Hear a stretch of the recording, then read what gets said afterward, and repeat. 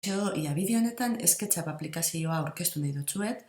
Oso aplikazio potentea da, batez ere 3 dimentsiotan lan egiteko erabiltzen da, diseinua lantzeko. Orduan informatika ikasgai emoten badau baten batek mundu badeko.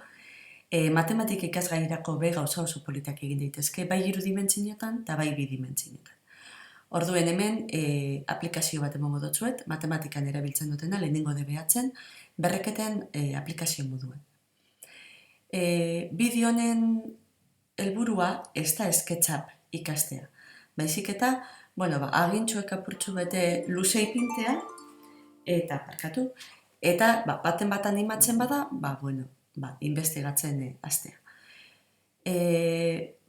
Zuetakon bat animatzen bada eta gure bada oso zer gehiago, eskatu, eta lantxo batzuk aldotzu eta zipini, baina hori ze, hau bakarri da, idea bat egiteko. Bai, zer egin daiteke. Orduan, idatziko dugu SketchUp online, eta hemen daukagu hau, Free 3D Modeling Software. Orduan da software bat, deskargatu daitekeena, baina nik orain online bertsioa egingo dut. Zer gaitik online bertsioa? Edozein ordenagailutan, Chromebooketan erabil daitekelako. Orduan, lehenengo eta behin, logeatu inbergara. Logeatu zaitezkete Googleeko kontu batekin.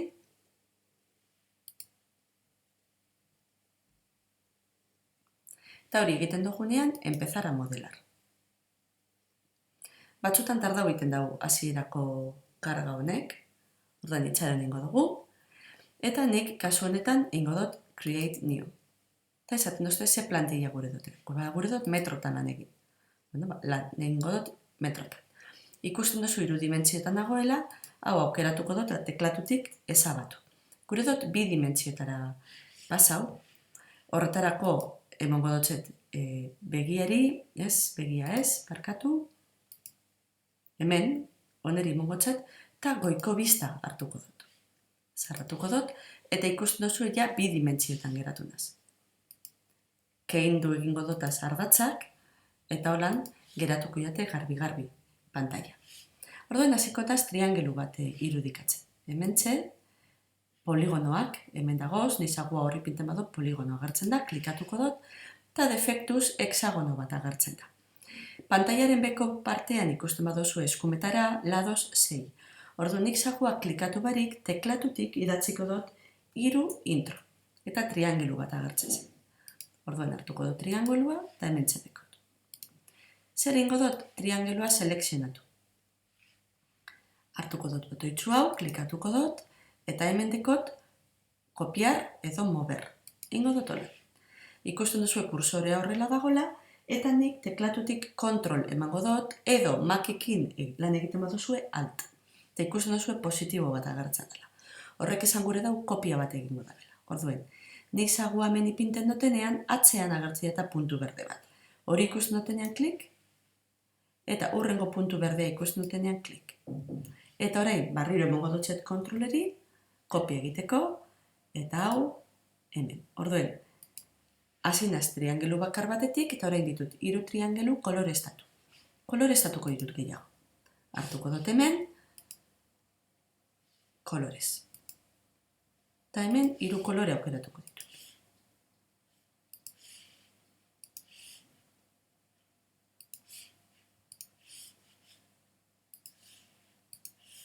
Adibidez, barkatu.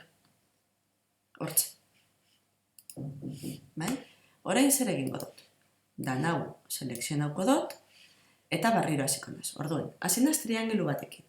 Orain nago 3 triangelutan. Emongo dutxet mover, eta kontrolekin, egingo dut hemendikona, kontrol, hemendikona. Zenbat triangelu ditut kasu honetan? 3 bider 3, hau da, 3 ber 2, 9 triangelu. Gogoratu, lehenengoan, 3 ber 0 triangelu bat neukan, bigarrenean, 3 ber 1, 3 triangelu, orain 3 ber 2, 9 triangelu. Aukeratuko dutana, kontrol arekin dana selekzionatzen dut, kontrol emoten dutzet kopia egiteko, kontrol berriro, eta zenbat triangelukiko genituzke orain? Gotzetan eri, ekiko genituzke, iru berriru, 27 triangelu. Bai? Izango litzateke hemen bederatzi, iru berriru.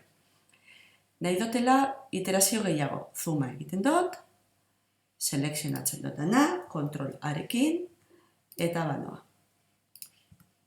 Beste iterazio bat egiten. Eta orain, iru berlau ukiko genituzke. Bai?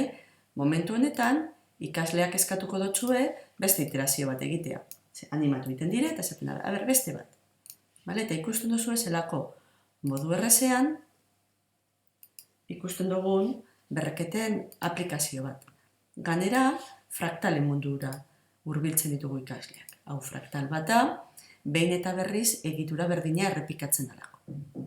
Bai? Orduen, hiru ez da ekizen bat,